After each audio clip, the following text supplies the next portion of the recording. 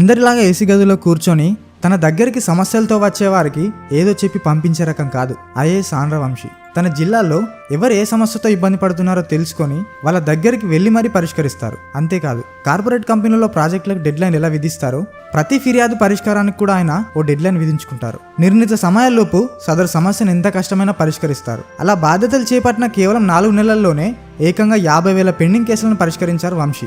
ఆంధ్రప్రదేశ్లోని ఒంగోలుకు చెందిన ఆంధ్రవంశీ 2006లో హైదరాబాద్లోని జేఎన్టీయూ నుంచి కంప్యూటర్ సైన్స్లో BA పూర్తి చేశారు. తర్వాత యాక్సెంచర్లో సాఫ్ట్వేర్ ఇంజనీర్గా పనిచేశారు. 2008లో ఆదాయ పన్ను శాఖలో అసిస్టెంట్ కమిషనర్గా ఉద్యోగం సాధించారు. చిన్నప్పటి నుంచి చదువులో రాణించి ఆయన దేశం కోసం ఏదైనా చేయాలనుకున్నారు. సర్కార్ ఆఫీస్లో పని పూర్తవ్వాలంటే ఏళ్లకేళ్లు సాగదితే అని నిట్టూర్చే ప్రజలకు ఇంటి వద్దకే అన్ని సేవలను క్షణాల్లో అందేలా పటిష్ట చర్యలు తీసుకున్నారు. ఉత్తరప్రదేశ్ బస్తీ జిల్లాలోని వందలాది గ్రామాల్లో దాదాపు 30 ఏళ్లుగా పరిష్కారం కాని 49,823 కేసులను కేవలం 4 నెలల్లోనే ఆయన శాశ్వతంగా పరిష్కరించారు. ఇందులో భూతగాదాలు, కబ్జాలు, బ్యాంకు రుణాలు, చెల్లింపులు, నీటిపారుదలకు సంబంధించి ఎన్నో క్లిష్టమైన కేసులు కూడా ఉన్నాయి.